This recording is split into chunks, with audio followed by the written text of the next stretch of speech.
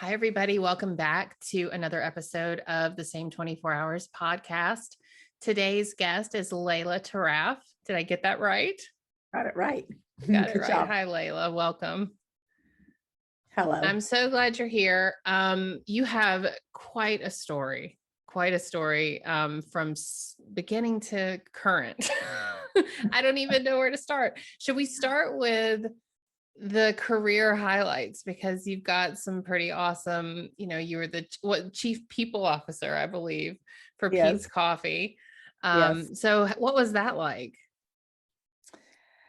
It was great. As I write in my book, I was feeling like quite the imposter when I got the role because I had really fallen into HR while I was at Walmart.com and learned the job, on the fly. And then all of a sudden I landed this big job at a public company with, a much beloved brand. And Yeah. I was scared. I thought, oh, I might have bitten off a little more than I could chew here. But it was amazing. I was able to build a great team. We had a very professional leadership team. And and now that I'm leading in 2020 and 2021, 2010, it just feels like it was, 1950 Pleasantville. It just already feels like it was, social media had just started. And it just was a different way of working. Things were a little bit slower, although it didn't feel that way at the time. And it was a wonderful experience to take this local regional brand and that really a lot of people had this amazing personal connection to, and think about how to grow it into a national brand. So it was great. Awesome. So your new book, Strong Like Water, show it to the, yes, to the picture. Good. I was telling Laila before we got started that I had her book because she sent me a copy, and I packed it to move and it has not surfaced since. So I'm so sorry, but that will happen. It will happen. It will surface and then I will post a picture. But I was listening to an interview with you on, I think it was Mike Robbins' podcast. And he said something really interesting about you. He said, you told him years ago you wanted to write a book. And he said, I've heard that from so many people, but she actually went and did it. And I think that's so great because I'm in like the same boat. I was like, I always want to write a book. And then I just went and did it. And when people come to me and they say, I want to write a book, I'm like, just go write a book. Yeah. Just go write it. But what led you to write your book? I mean, let's talk about your story, because there was a lot of transformation in your life. Like after you were a leader at Peet's and you seemed to have it all, but inside there was a lot of grief and a lot of struggle. So kind of walk us through your story that led to you writing this book. Sure. I still remember where Mike and I were exactly when I said, I'm going to write a book. And he goes, so my story, and the story that I unpack in Strong Like Water, is up until my first year at Peet's, life had been pretty good for me. And I was pretty lucky. I was happy, healthy. I was newly married. I had a 3-year-old daughter. I had a career that was really sort of firing on all cylinders. And then after my first year at Peet's, my husband passed suddenly. And then 15 months later, my father had a stroke and in his late 60s and died. And then my mother shortly thereafter. So for me, I know everyone has loss in their life, but those 3 losses that came pretty packed together really shook me into realizing how I had been holding myself up until that point. And I say that I had this hero persona. My parents were immigrants. We came from Beirut when I was 7. And, very, very strict parents. My father was very tough. And so I learned to be super capable and not ask for anything and keep my needs to a minimum. And Stop talking develop. about me, Laila. you know, that's what's so wonderful about telling your story, because you realize Right. like, oh, I'm not the only person like this. Right. For a lot of us overachievers, it's an affliction that hits all of us. And the thing is, there's a lot of really great things that come from that. It's not like Sure. it's all bad. There are some very wonderful qualities. And I've been giving these presentations of late called The Stories That Save Us Until They Hold Us Back. And so my story was, I can do anything. If I want to write a Yeah. book, I can write a book. I'm strong, I'm capable, I'm a great problem solver. Just let me at it. And those are all great, great things to be in, great qualities.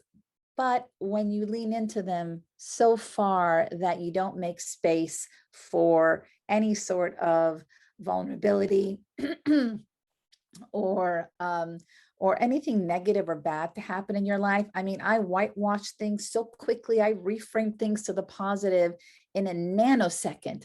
Mm. And when you do that for a period of time, those negative emotions and those icky feelings, sadly, they don't just disappear. They get squashed down, right? Right.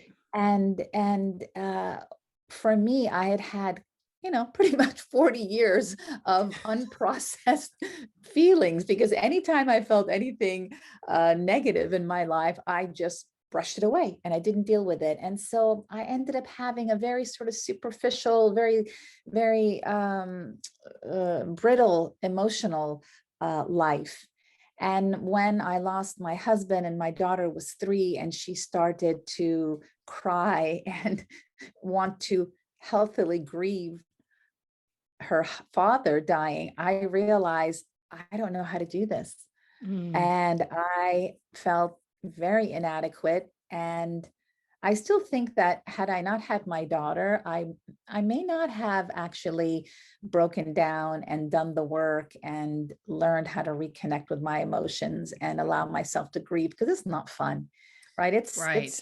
years of just being sad and grief. You never know how it comes. It can come in big waves, small waves, Right. out of the blue. And And that's the beauty about children, because they will hold up a mirror. It's yeah. either a mirror or a sledgehammer, one or the other. But, I think when you said that, that really resonated with me as well, because I had all this time when before I had kids to like get in shape and to exercise, and I never did. Like I just didn't do it. But the second I get a 2 and 3-year-old, and I'm looking at them, I'm thinking, oh, I got to do something about this. I've got to get moving. And as they get older, you see them process emotions and you see them leaning into it. Just like you said, she's grieving, or I see my children having anger and I'm like, what is this anger? I did not express such anger at this age. What is wrong with you? And Right. I'm like, oh no, this is what's supposed to happen. They're supposed to do this. So I get it. It's such an amazing thing to be taught these very basic lessons by your children, but you have to sort of be aware of it. It's like, oh, they just come out of the womb as feeling human beings, Yeah. and it is our conditioning and the narrative that we adopt in our lives that have us start to act in all these distorted ways that we think we can't really show up and be authentic in how we're Yeah. feeling. And I love that we're talking about it now, right? Sort of more broadly, thank you, Brene Brown. Sure. And we're not only in our personal lives, but our professional lives. But it's a journey. Yeah, for sure. So during the time when you were stuffing everything down, your emotions, did you Yeah. have unhealthy coping mechanisms, or was like work your coping mechanism? Because I drank. I'm 5.5 years sober. I did all Congratulations. sorts of unhealthy behaviors to cope with my issues. So what about you? Well, I'll be honest with you. I they were they were quote healthy in Mm-hmm. that it's much harder to say to somebody who is kind of controlling everything that something's going wrong. My husband drank, right? It was very easy to see, you're drinking too much. But to look at me, I had it all. I had life by the, like I was working, I was a great mom, I did this, I did that. So for me, it was hidden, right? Mm. I felt disconnected inside, and I started to feel more and more empty inside. And what I learned was I was trying to cut off the lows by not feeling the bad feelings. But what ended up happening was I cut off the highs too, so that I was never really joyous or happy, because I kind of numb myself to life Yeah. in general. And I think that's why it took 40 years. Had I fallen apart, had I not been able to keep it together, I probably would have healed a lot sooner. But I think the universe was like, she is one tough mother. Yes. We need to, I really think the universe gives you what you need to grow. And I might have been able to work my way through one loss, but 3 in a row, I think that's what it took for me to be like, oh, I've had this all wrong my whole life. Oh my gosh. No, I feel what you're saying so much, because you say 40 years, it was like 38 for me. And same, it was this feeling. I was all head. I mean, one of my friends is a psychotherapist, and she says you're just like a floating head, not attached to your body. Not, it's certainly your heart is nowhere in the room, right? It's like in a box. You put it away years ago, not safe, not safe to show this to anyone. We're going to put that away. And so a lot of what you talk about in your book, even though I don't have it, but I've gathered from your conversations, is about accessing that vulnerability that Yes. is your heart, and Yes. seeing that the feelings of others and compassion for others. Because I love the thing you sent over to me that said you had little patience prior to these losses. You had little patience for the feelings of others. And Yes. that's I kind of was like, oh, maybe I should talk to her, because I feel that too. Yeah. So talk about Well, that a little bit. I've thought of my big head too, like a lollipop, like I'm just this fucking thing. Um, when you have a strong feeling, or when you're being triggered by something in front of you, it is usually because it is something inside you that you cannot embrace. So that's been my learning. So if I had little patience for the feelings of others, it's because I had little patience for my own feelings. Mm. So if I don't allow myself to whine, I'm certainly not going to let you whine in front of me. Right. and and so while I still don't like it when people whine, but it's not this thing that's inside, because it's like, now I try to understand. I try not to judge. I try to show a little empathy. I try to ask myself, gosh, what's happening in that person? I don't do it all the time, right? But I have those tools in my toolkit. And when we are working from this subconscious place where we're not allowing ourselves to be more integrated, head, heart, body, then we will not have patience for others. One of my biggest learnings when I was in my coaching program, and I talk about it in my book, is we were doing this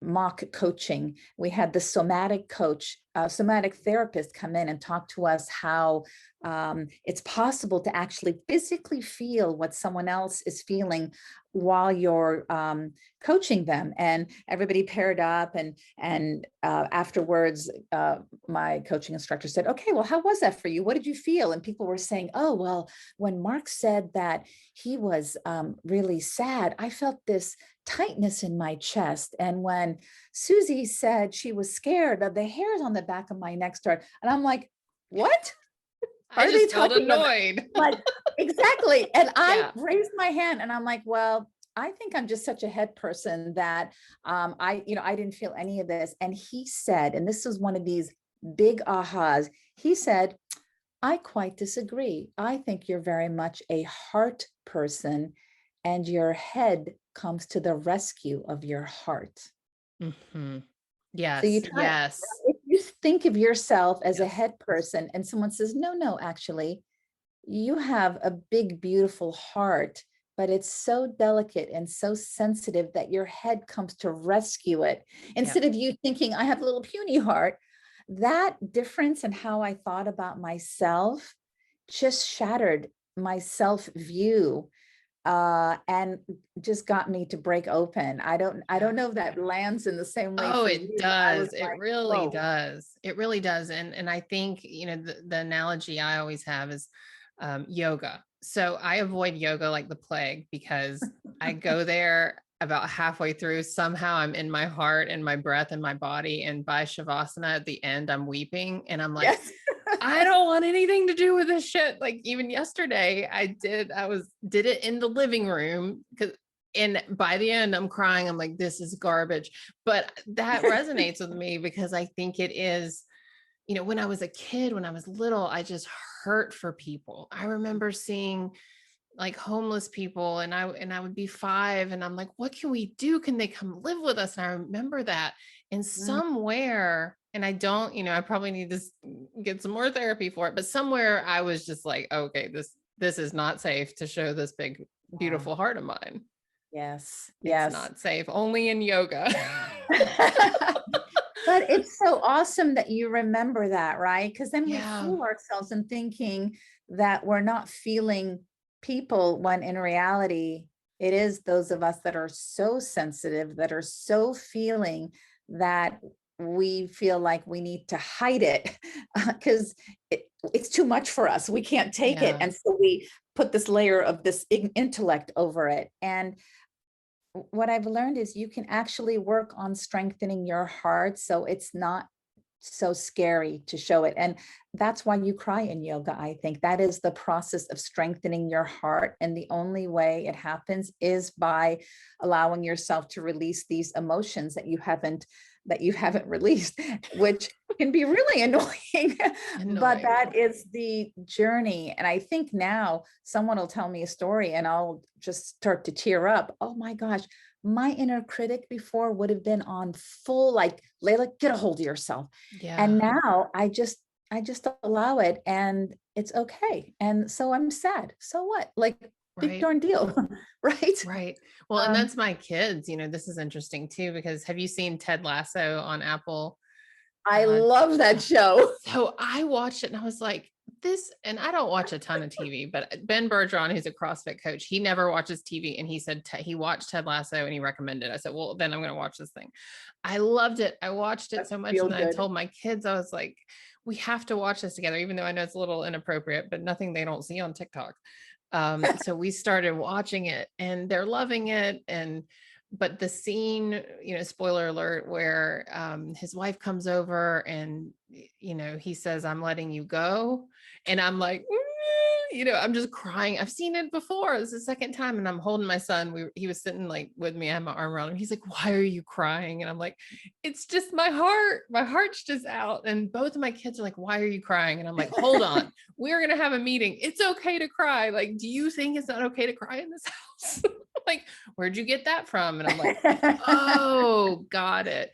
But it's interesting because that showing your heart to others gives them permission to show their heart. But I Yes. realize I've created 2 little tough turtles, right?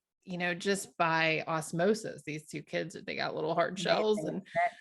and by seeing it. So I'm like, more But Ted it's Lasso, more yeah, more Ted yoga. Lasso, exactly. And I think two things I realized as I started to be more able to show my emotions. One is it takes tremendous courage to be open like that. So everybody says this, but you don't really get it until you yourself experience it. It's not weakness to show vulnerability. Okay, you're like, yeah, but it feels like it is. Right. And what I realize now is no, actually, I'm being super brave in showing you like my broken parts. I still have, like, when my friends say, "Oh, I read your book," I'm still like, "Oh, Oh, me okay." too. Like, are you going to judge me? Because I still can't believe I just put it out there, all these bad decisions I've made and all these things. And more often than not, we will have a deeper, more meaningful conversation than we have had maybe ever. And it continues to be an example of when you show yourself, when you are courageous enough to show your broken bits, then you're really telling others that I'm accepting your broken bits too, and they will go deeper with you. And I'm feeling it time and time again. And it's the gift. I mean, for me, the gift in writing, one of the gifts in writing this book is that it is bringing me closer to people I've known for decades. I keep getting emails and texts saying, oh my gosh, Laila. And it's not just women. I thought it would be mostly women. It's as many men as women. Because I think for men also, they're told a story, which you got to be strong and you can't show weakness. It's a different flavor than what women generally sort of culturally hold, but everyone's got this thing inside them that tells them that they can't be who they really are. Right. And I think the more of us that show like, this is really who I am, and I still struggle with this, and I probably always will be. And, will you love me anyway? If we all do that, then all this crap that we're dealing with, I think falls away. Right. We could just do that. And the answer to the question is, a lot of people will say, not only will I love you anyway, I'll love you more. Yes. And some people will say, no. and the information you get from that is, okay, they're not ready. Those aren't your people anyway. Yeah. They can't hear it. And what I've realized, because I wrote my book, Year of No Nonsense, is very, I laid it all out on the line, and I woke up publication day and was like, what have I done? Stop it. It's too late to bring it back. Too late. It was that kind of thing. And then I heard from a lot of people that grew up in church, because there's a lot of stuff about my experience in church in there, and they were like, oh my gosh, Meredith, me too. And then a lot of people were like, delete, block, unfriend. I was like, oh, okay. So that hurt, that hit something in them. I'm like, poke. But it is interesting, because not everyone is ready to receive your message, listen to your message, understand it. And it's not, and that's fine. That's been my journey over the last 2 years, is that's fine. Because there's so many more people who need to hear it, or who need to experience that, I almost want to come up with a new word for vulnerability, because it's like, let's just call it trees or something. So because I hear you. So much, but it's true. It's true. I had, I experienced the same thing. It's amazing how many similarities. And again, this is what happens when you speak your truth. You're like, oh, we're not so different. Oh, you too.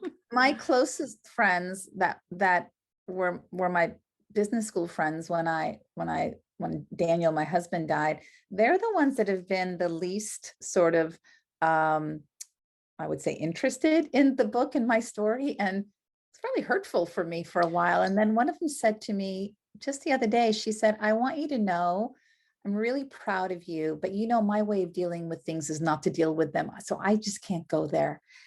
And it made me cry.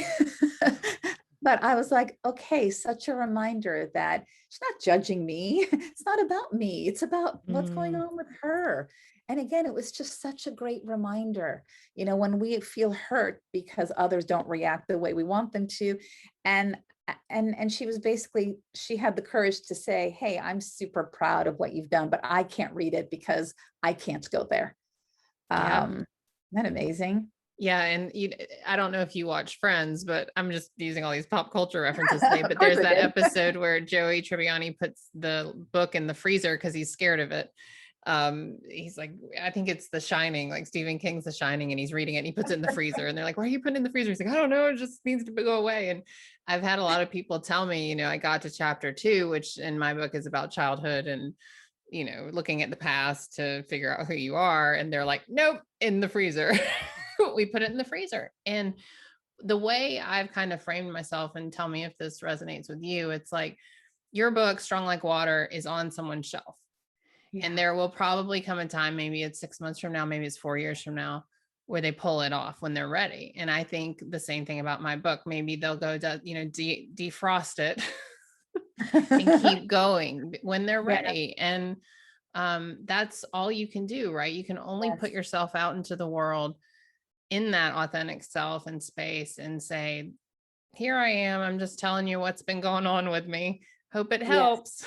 Love, Meredith. Like, that's the way I look at it. It's like, I think that's exactly right. That's exactly right. And I think what's so amazing in all of us telling our own stories. You know that saying, when the student is ready, the teacher appears.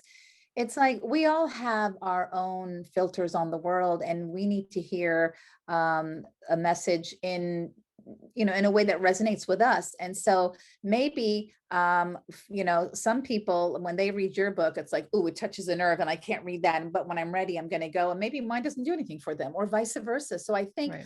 all these personal for us to continue to tell all of our personal stories of our own awakening, really, our own unpacking of who are we really at our core.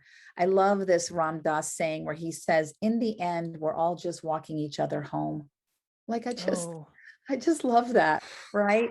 And our stories might all be very different on at the highest level and what people see, but in the end, we're all just trying to figure it all out here, okay. right? I felt that in my body. What does it mean? You're seeing my heart. Stop. Yeah, Well, no, I because I felt think that. I'm speaking the truth. Right. Right. So how do you think showing your heart, being vulnerable makes you a better leader, a better mother? I mean, there's the obvious like head response to that. Well, when you show your feelings, people show theirs. But like in your heart, why does it make you a better person? Do you know what I mean? Like what I'm asking, like, what is I it in do. you personally that makes you feel like you lead better and you love more? I think there's a real deficit in trust these days in general. And I definitely think it exists in our country. It's so divisive. And I think our companies are a microcosm of that. And I mean, I've been working now for 25 years. So I saw what it was like in the 90s, I need almost 30 years, 90s, 2000s, and now. And there's a real lack of trust. And I've done a little focus group with some of the folks on my team, and we have a really young company. So most of the people who work for me are like, you know, 10 to 20 years younger than me. And I had a conversation and I said, explain to me how you see things. And it's this millennial mentality. You know, they're like, well, we think the baby boomers basically, you know, made all this money, you know, sort of unbridled capitalism. Now the economy is, you know, we can't buy a house. Real estate is so expensive. Global pandemics, the planet is dying and nobody cares. So they feel like that the boomers, you know, just wrote checks they couldn't cash, and now the millennial generation has to deal with all of this. And I couldn't disagree. They're And not so wrong, right? so there's this real mistrust. And I think when you are open and you show your vulnerability and you admit you don't have the answers, it helps them to feel like they can trust you if you do it consistently. I mean, if you're being insincere and you say one thing and you do the other, of course not. But I think, you know, this last year, having to figure out what to do with COVID, we immediately went to weekly all hands, and every all hands, I would say, I don't know what is going to come next. But what I did was I established sort of guiding principles, like what was important to us. So even though we didn't know what was happening, I said our first priority is everyone's health and physical health and safety. We will never compromise that. So whatever decision we make, whatever happens, that's number one. Number two, the health of the business, because if we don't take care of the business, then you don't have a job. And number three was broader emotional well-being, you know, mental health. And so I established these principles, and anytime we make a decision around now returning to work or you know, just the transition, I go back to these principles and I test myself. Am I still living by these? And so I think that makes people feel a little safer in a very unsafe time. And I don't Yeah. know. I think it's just human. And the other thing I see is that employees sometimes, especially when you're in HR, it's so easy to make HR this, you know, like the man and someone putting you down. And I think when you put a human face on it, which is it's just me and a few people behind me who are trying to get it right, then I think they empathize more with you as well. We talk a lot about empathy, which is it's important for managers and leaders to be empathetic, but it's also important for employees to be empathetic with their leaders. Like no one's dealt with this before, so we kind of all need to cut each other some slack. I tell my kids that all the time because, they'll give me a hard time about something. I said, this is the first time I have been a mother to a 13 and a 12-year-old. Like, I don't know what I'm doing. Like, calm down. And they think that's the funniest thing. That is funny, right? I'm like, I don't know what I'm doing. Sorry. Sometimes if I lose it with my daughter, and I realize like, oh my gosh, I've done this a couple of times where I'll go back to her and I'll say, so that was not about you. That was about me. Here's what happened. You weren't doing your homework. And I thought, she's not going to do her homework. She's not going to pass this class. She's going to flunk out of school. She's not going to get a job and she's going to be homeless. And she goes, that's what you thought? I'm like, yes. And she goes, oh my God. But it made feel sorry for us. But at least it made her realize like, I wasn't mad at her. I was reacting to a story I was telling myself. Right. That wasn't true. Right. And I think with parenting too, like these kids know that we're not perfect. Like they're very clear on that, right? Yet a lot of parenting is led so much from the head that we walk around and pretend like we know what we're doing. We've got it together. And I think vulnerability in parenting is the greatest gift, like really being playful and laughing. Like I drove my daughter to CrossFit this morning and every time I park a car, she's horrified. Like I'm not a bad parker. My husband's the bad parker for the record. But every time I park a car, yes, she's just horrified. And so today, I'm backing up and I see her and I'm like, whatever. And so we go into CrossFit, we come out, she made fun of me because I couldn't do one of the movements in the CrossFit. So she's like, Mom, when did you get so old? And I'm like, I don't know, but I am, and so we joke about that. Right. But anyway, as we're walking out to the car, I see the car, everyone else has left. And there it is, like half up on a curb, the front of it. And I said, look at that parking. I said, who did that? She's like, you are the worst parker. And we laughed about it. Right. And that's the small stuff. But I have noticed that me being able to laugh at how ridiculous I am sometimes is a bridge to that heart. And it allows me to, I don't know. I've got a 12 and 13-year-old ask me when they're 16 and 17 if I still have it together, because I don't know. But it is that ability to not take yourself so seriously and show your heart that you're a terrible parker and you acknowledge it. I think it's a great story. It's a great, I think I see where parents and kids get off on the wrong track as parents try to show that they're perfect.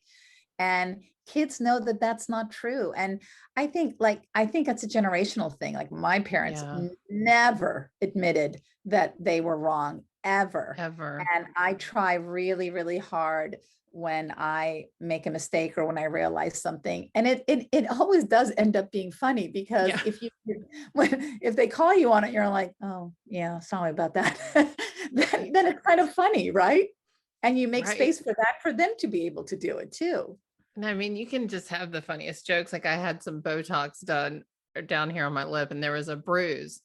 And I was putting Stella to bed and she said, what is on your face? And I said, well, it's a bruise. And she's like, I thought you had chocolate for like 2 days. And I said, chocolate? Why wouldn't you? I was like, number one, why wouldn't you tell me if I had chocolate on my face for 2 days?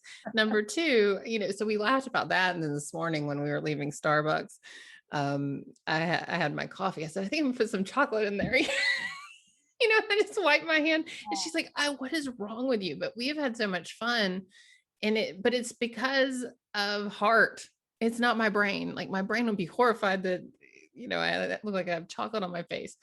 But it is that, and that's new for me. I keep talking about it because it's taken me a minute to unlock that heart. Me too. We're exactly the same. It feels so good though, right? It feels, I feel like I have so much more space to play around with. And the other thing is, I wasn't very good at listening to my body, like the signals that were coming from my body either. And now, I I say all the time, I'm actually running a course right now for my retail team. And a lot of what I say is pay attention to what lights you up and what energizes you, and pay attention what depletes you of energy, and what, like, if you see it, you kind of like back away from it. Because there is so much wisdom and intelligence in our bodies as well. And like if you're trying to lift something and it's too heavy, your body's telling you, if you don't listen to it, you do it anyway, it gets hurt, right? And Right. so I am learning that when I have cognitive dissonance, where I want something, but then there's something inside me that feels like it's a resistance, I try to pause and pay attention and notice, like, okay, what is going on? Where before I was just like, boom, I would just Yes. will it to happen. And now I try to pause a little and say, okay, what else is happening here? Is there something else that wants to come up? And especially if I am, if I have to make a big decision, right? Do I want to, we moved to France for a year. Do I want to move to France or not? And I sit with that idea and I think about it. And does it light me up? Does it energize me? Or does it make me go, oh God, no, right? And that's how I make all my big decisions now, is I ask myself and I pause and I'm quiet and I listen, and how's my body feeling? In fact, someone I just met, his name is Scott Shute. He works for LinkedIn. He's the head of mindfulness and compassion. Yes, we have these titles now. And he Yes. just wrote a book called the Full Body Yes. And if you tune into your body and your somatic intelligence, as they call it, soma is the Greek word for body, it gives you a lot of information. It just makes you smarter. Like, we don't only have our head, we have our heart and we have our body. So let's just use all the intelligence we have. Right. And that's where we get into trouble, is when we don't pay attention to that, because we have so many clues. Like when you're around someone and you're just like, oh, it's easy to push through, do the meeting or whatever. But, maybe next time make it coffee instead of lunch. And how do I protect myself and be compassionate? But you're right. It's all these different clues coming at us. And we get into trouble and we just keep plowing forward. And that's the prior us, right? It was like, get your head down, push the sled and go. And now it's like, oh, when the sled is just stuck and you're still there, just Yeah. not moving it. Why is the sled not moving? Get a little Okay, I think I'll curious. pay attention. Yeah. Well, so let me ask you this, and this might, you don't have to answer it if you don't want to, but when you lost your parents, Mhm. how was the grieving process and learning to tune into your heart? Because I noticed at the beginning you said your dad was hard on you, and he Mhm. was, how did you go through, like, moving through your childhood and your past and grieving yet growing, and kind of that process? My dog keeps barking. I don't know if you Oh, hear that's him. okay. There's always a puppy There's always cameo on this something. podcast. I mean, I wish I could say, smoothly, but it was like a street fight. I I really resisted it. My dad, his father was very tough and abusive. So my dad grew up in that kind of home. And what I learned later in life was that he was sort of the black sheep in the family. So he got the brunt of it. And so he had Mhm. all this hurt inside him. But of course, I didn't see that. I just saw somebody who was yelling and kind of mean. And so I grew up in a house where I was kind of walking on eggshells all the time, because you just never knew when he was going to lose his temper. Yeah. And so I chose to be a good girl and get good grades and to minimize my needs and be really small. And so a lot of my learning was to, it sounds so simple now, but was to remind myself that I have needs. Mm. I remember when I went to see a therapist after my husband died, who I had seen 10 years earlier, and he was kind of rough on me. And he's like, well, you didn't learn your lesson.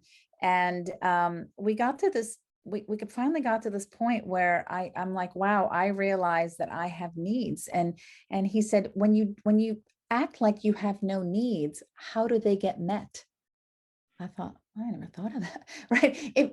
If we act like, oh, I used to say, oh, I'm low maintenance. I'm not one of those high maintenance girls. And it was, and this is in my 20s, I was kind of judgy, like, and it's like, well, that's silly. Why would you say that? Why would you make yourself to be somebody who doesn't need anything? Because then what ends up happening is people don't actually try to help you, which ends up reinforcing this notion that nobody's there for you. It becomes, Right. you've heard of the self-fulfilling prophecy. And so for me, it was a real journey of noticing when I was living inside of this limiting belief that wasn't true, that I'd made up as a way to protect myself because Right. of how I was raised. And then sort of sit with it and say, okay, well, maybe if I show that I have some needs, which is super scary because it was super scary, I learned, because it was tied to the memory that my parents didn't meet my needs. Right. Ding, ding, Right. ding. Yeah, exactly. And so, but then you realize, well, yes, for 5-year-old Laila, that was hard. But, for grown-up Laila, not so hard. It's okay. Right. I got it. And I think what happens is when we have these unresolved childhood wounds, we get parachuted back, whatever age we are, back to that original age. And we just think, like 5-year-old Laila can't accept the knowledge that her parents aren't really emotionally available to her. And so, 50-year-old Laila, it's okay, I got it. Right. But you have to remember that you're not that small child anymore. Right. And I think where we get caught up, and when I talked about like it took me 38 years, that was when 38-year-old Meredith was like, oh, you're not 5-year-old Meredith. Like that's when Yes. I realized they were two different girls. Yes. It Yes. took me that long because and the big turning point for me was that yes, 5-year-old Meredith didn't know that she needed to ask, that she needed to set boundaries, that she Yes. needed to say, this is bullshit. This is Yes. not fair.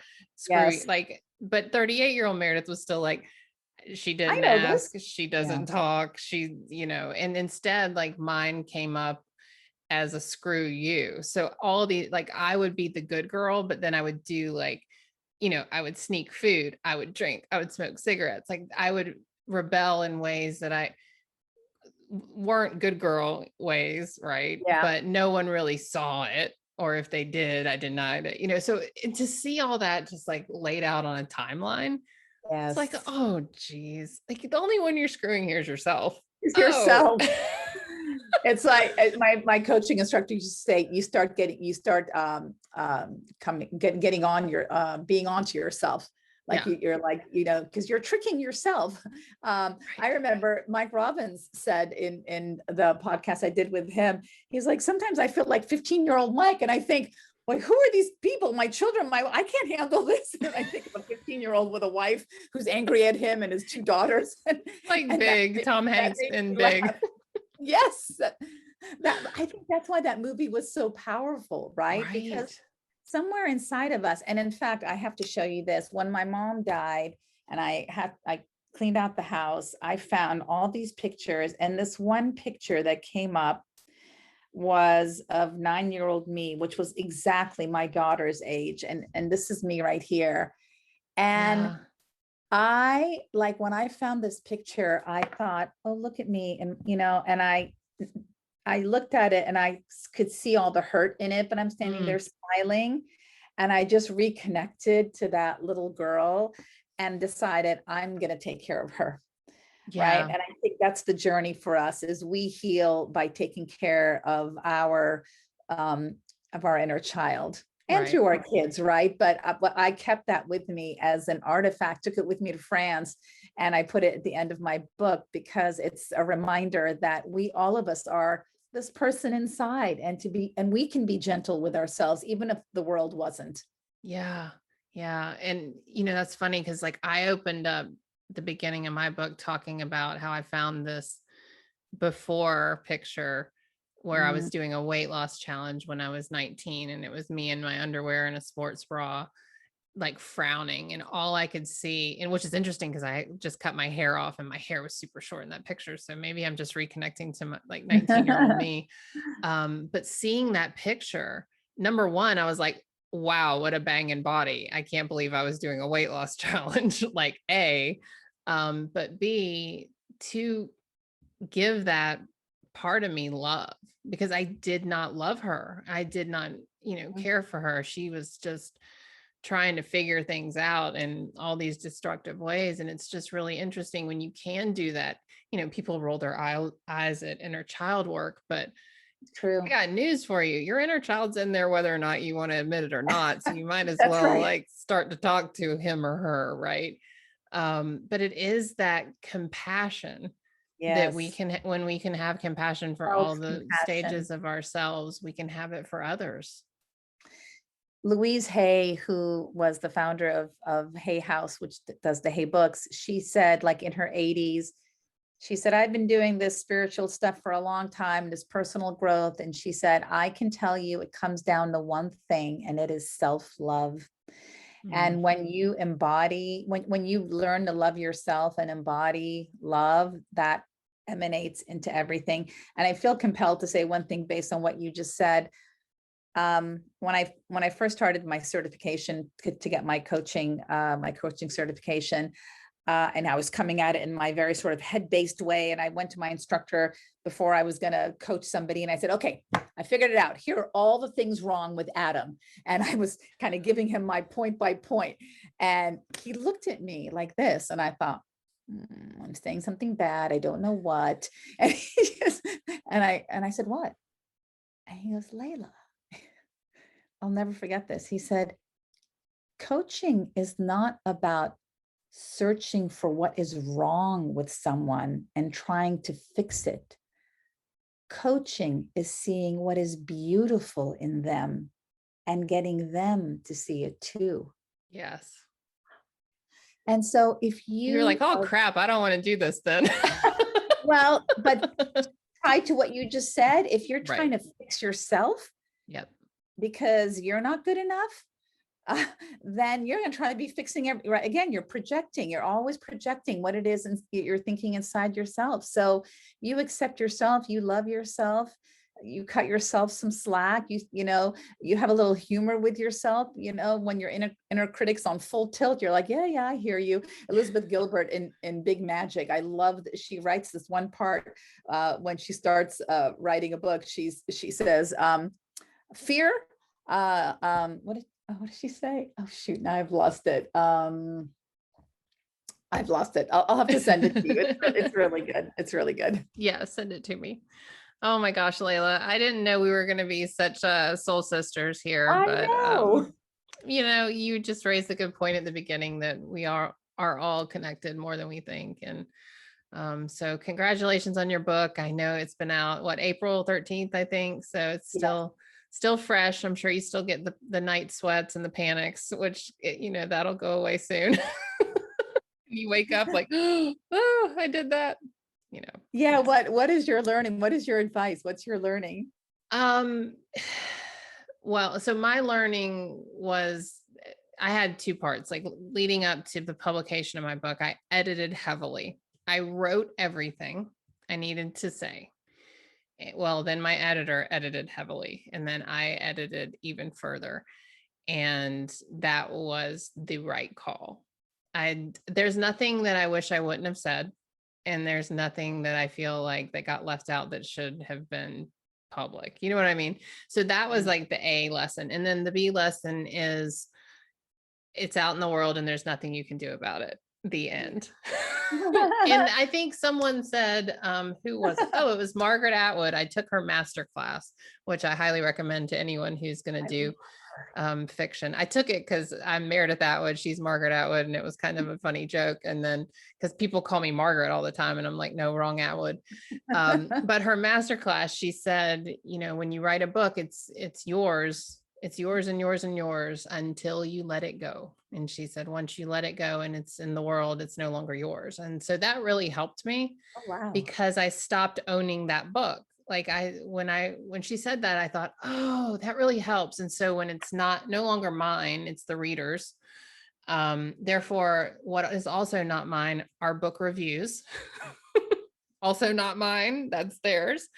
That's right. And just the sales, the marketing, like that whole part, it's not mine. I let it go when I published it. And so that's been helpful because, like your book, my book is that it was everything. It was my whole heart and soul. And, even the idea of writing another book for me is like, I don't know if I have anything else to say. I really feel like I said it all. But yeah, I think that's the lesson. The lesson and the learning is when you publish it, it's no longer yours. That is a great lesson. That is a great lesson. And I'm also feeling like when you bare your soul like that, it's a great way of making sure that you can't really hide anymore. Like, yes, right. Right. I feel like even if I don't feel like showing myself, or maybe I'm going to put on my capable persona today, it's like, can't. There's a story out there that shows who I really, really am. And I think it's a great way of keeping me honest and authentic. I don't have to be vulnerable all the time, right? But just to know that that's out there and that's really who I am. It's a good reminder for me. And as I said, even my friends who've known me for years, they're like, I never even knew any of this about you, because I wouldn't tell them, of course, right? Sure. Right. And so it just shifts everything a little bit. Right. It's like I was a lawyer for 13, 14 years. And when I left the legal profession, I got an arm sleeve on like a tattoo. And my tattoo guy was like, you sure you want to get the job killer? And I was like, yes, give me the job killer. And obviously, like, it's not a job killer. You can still have tattoos and be in professional industries, but it's kind of that moment when I got the tattoo, I was like, I'm not doing corporate America anymore. I'm going to be an artist. I'm going to be a writer. And I'm, it's the same thing of writing the book.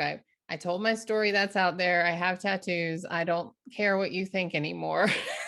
This is me. Who likes me? Now I'm going to go buy your book. I will send it to you. That's what I got your address for. Oh, awesome.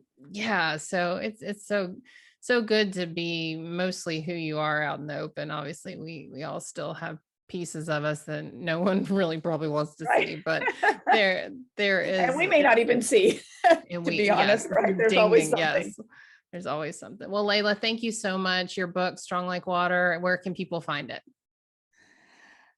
Well, you can find it online on Amazon or Barnes and Noble or Indie Bookshop. You can find it at your local bookstores, just everywhere. And if you want to learn you love your books, everywhere you love your books.